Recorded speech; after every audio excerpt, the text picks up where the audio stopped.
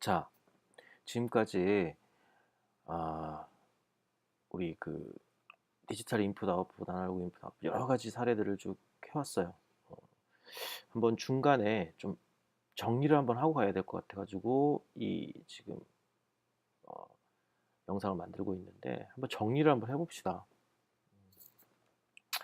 자, 지금까지 우리가 본 것들은 그 디지털 인풋, 디지털 아웃풋, 아날로그 인풋, 아날로그 아웃풋에 관련된 여러 가지 사례들이었어요. LED라든가 스위치라든가 모터는 아직 안 했어요. 하지만 그 LED를 가지고 그 아날로그 아웃풋도 했었고, 그 다음에 노브이라든가 여러 가지 센서들도 했었고. 자, 그래서 예를 들어서 우리가 차례대로 디지털 아웃풋, 인풋, 아날로그 아웃풋, 인풋 이렇게 나눌 수 있었는데, 이 서킷들을 뭐라고 부르느냐? 빅 4 서킷. 그래서 아주 대표적인 네 가지 서킷이다라고 사실 부르기도 해요.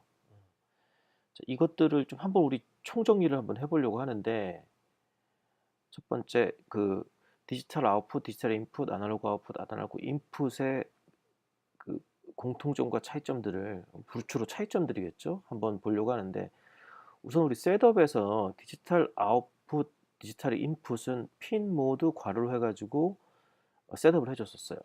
그죠? 이거 셋업에서 이걸 해줬었어요. 핀 모드를 해야 됐었어요.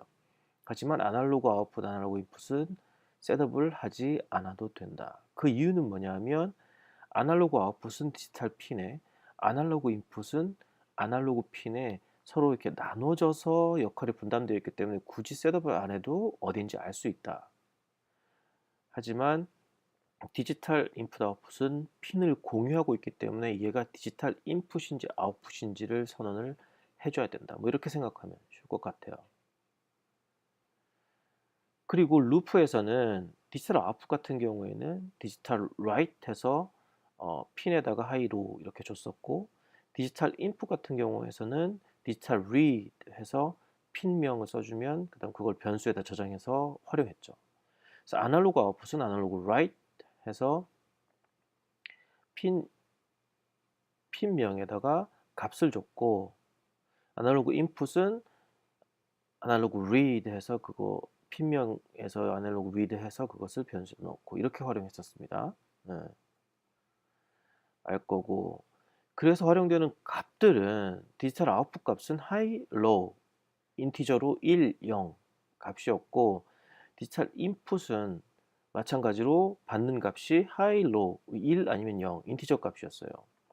아날로그 아웃풋 값은 아날로그 라이트 해서 얼마 값을 줬었냐면 0에서 255까지의 값을 줬었고, 아날로그 인풋은 아날로그 리드로 읽으면 0에서 1023 사이에 인티저 값을 읽을 수가 있었어요. 기억나죠?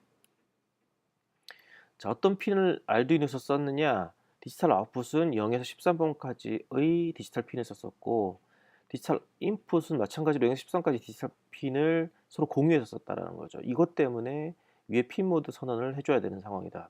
이게 인풋인지 아웃풋인지 구분해주기 위해서.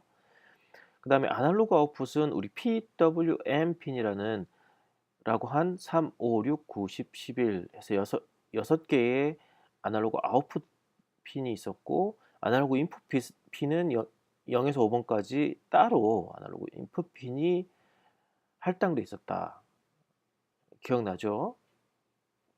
자, 그리고 각각의 어떤 대표적인 회로도들을 보자면, 디지털 아웃풋은 디지털 핀에서부터 저항이 붙고, 그 다음에 LED가 붙어서 그라운드로 가는 이런 모습. 그러니까 디지털 아웃풋이다. 지금 LED를 붙여놨지만 거기에 이제 아웃풋을 붙이면 되겠죠. 디지털 아웃풋 같은 경우에는 on off죠. 디지털 인풋 같은 경우에는 어, 5번 핀, 5볼트에서 그라운드로 내려가는, 그리고 중간에 아주 큰 10kΩ짜리 저항을 붙여준 사이에 스위치를 넣었고, 그 스위치 중간을 스내치 해가지고 디지털 핀으로 빼줬다라는 것. 디지털 인풋 핀의 대표적인 어, 회로도. 아날로그 아웃풋 같은 경우에는 PWM 핀에서 시작해서 그대로 디지털 인풋 핀하고 똑같지만 PWM에서 PWM 신호를 줘서 0에서 255 사이의 어떤 밸류를 줘서 이 아날로그적인 변화를 LED에 줬다라는 거. 그럼 아날로그 인풋 핀은 디지털 인풋 핀과 거의 닮아 있지만 스위치 대신에 센서가 들어가게 되고 그 중간에 스내치해서 아날로그 핀에서 그 센서 값을 읽어준다라는 것이죠.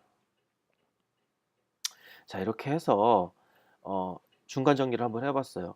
서로 어떤 규칙들이 있죠. 이 규칙들을 다시 머릿속에 잘 넣어보고 어, 그 회로들을 다시 한번 생각해 볼 필요가 있겠습니다. 오늘 짧게 여기까지 하겠습니다.